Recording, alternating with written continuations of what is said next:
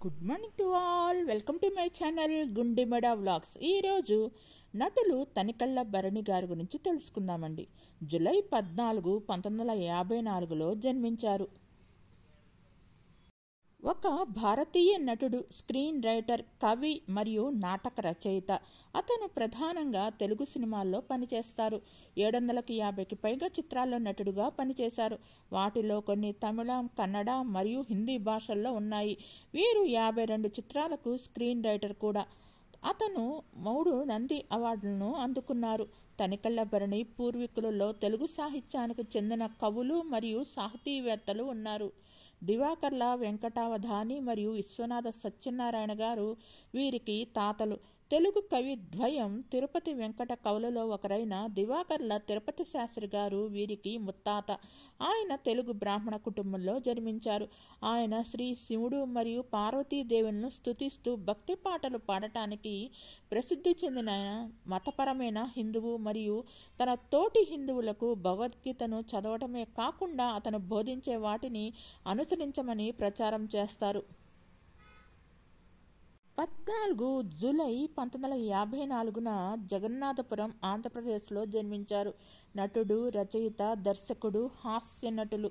1984 నుంచి ప్రస్తుతం దాకా సినిమాల్లో నటిస్తూ ఉన్నారు. 1970ల మధ్యలో తనికెళ్ల భరణి గారు రంగస్థల నాటకాలు వేసేవారు. ఈ సమయంలోనే తెలుగు సినిమా నటుడు రాళ్లపల్లితో పరిచయం ఏర్పడింది. ఆయన సహకారంతో తనికెళ్ల భరణి గారు చిన్న చిన్న సంభాషణలు, రంగస్థల సన్నివేశాలు రాయటం మొదలుపెట్టారు. తర్వాత థియేటర్ ఆర్ట్స్లో డిప్లొమా తీసుకున్నారు. రాళ్లపల్లి సలహా మేరకు చెన్నైకి మకాం మార్చారు.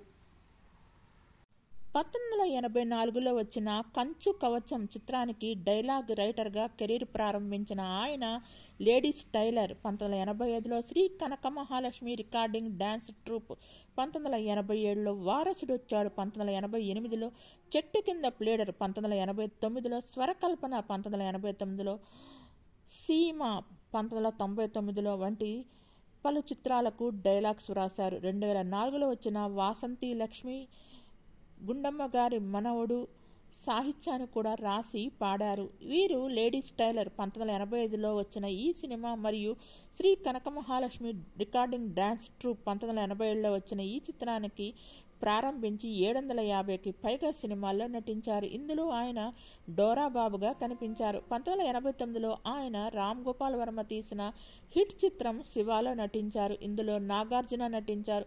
శివ చిత్రం విడుదలతో ఆయన తన పాత్ర నానాజీకి చాలా గుర్తింపు పొందారు. వీరు 1996లో వచ్చిన కామెడీ చిత్రం బొంబాయి ప్రివుడ్లో సహాయక పాత్రను కూడా పోషించారు. సముద్రంలోని అతని శక్తివంతమైన విరోధం అతనికి ఉత్తమ విలన్గా నంది అవార్డును అందుకున్నారు.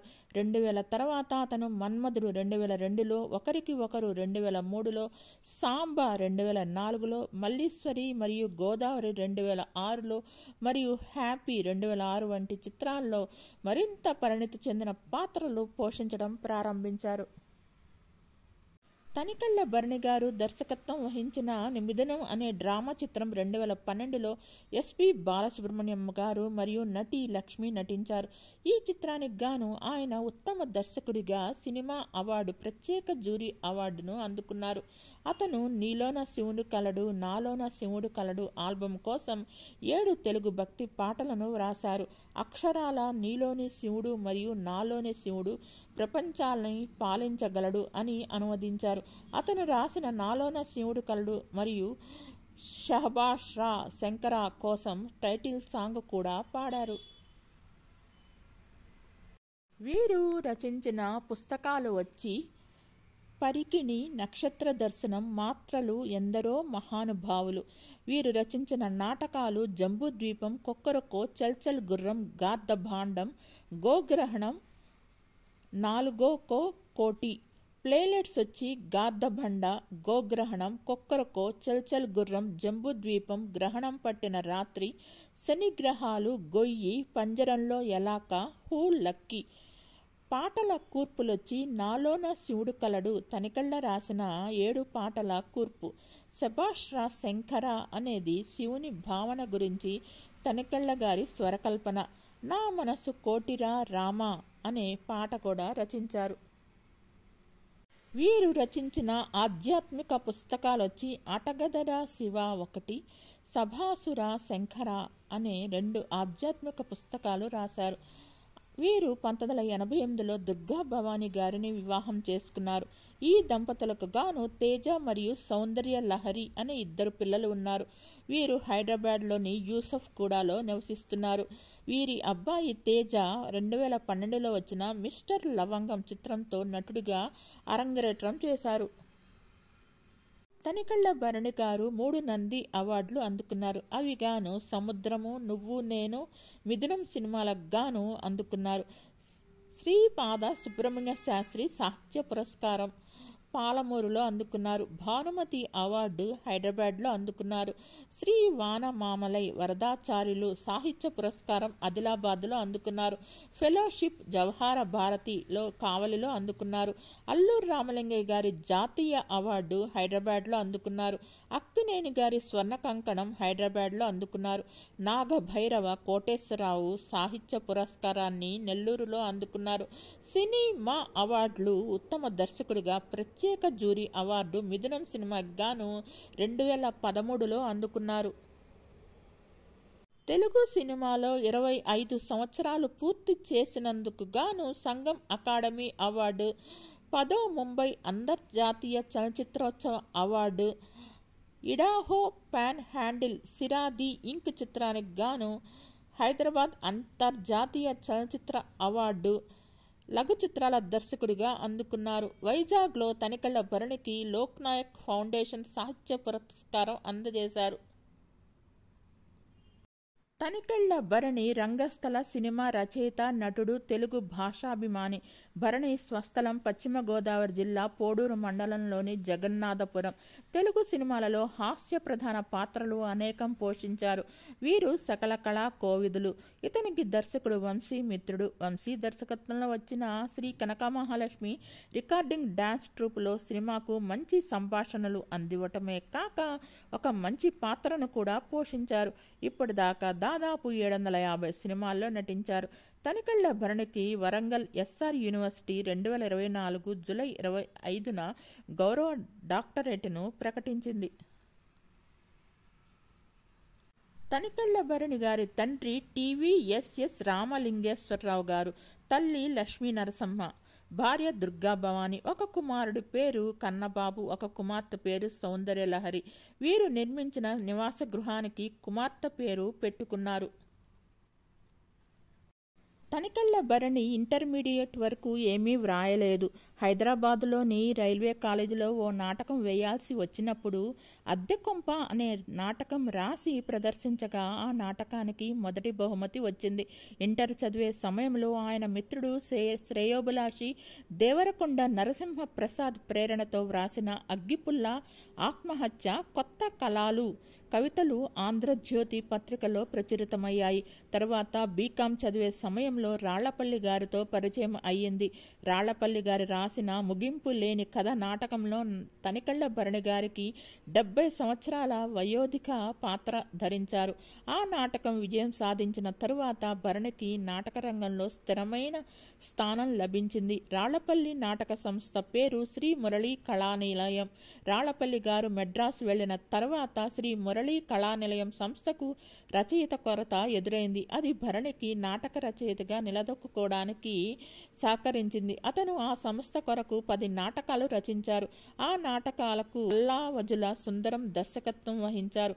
అందులో స్త్రీవాదాన్ని బలపరుస్తూ వ్రాసిన గోగ్రహణం నాటకాన్ని సాహిత్య అకాడమీ పురస్కారం అందుకోవటం విశేషం. ప్రయోగాత్మకంగా ప్రదర్శించబడిన ఆ నాటకాలకు ప్రజల ఆదరణ లభించింది.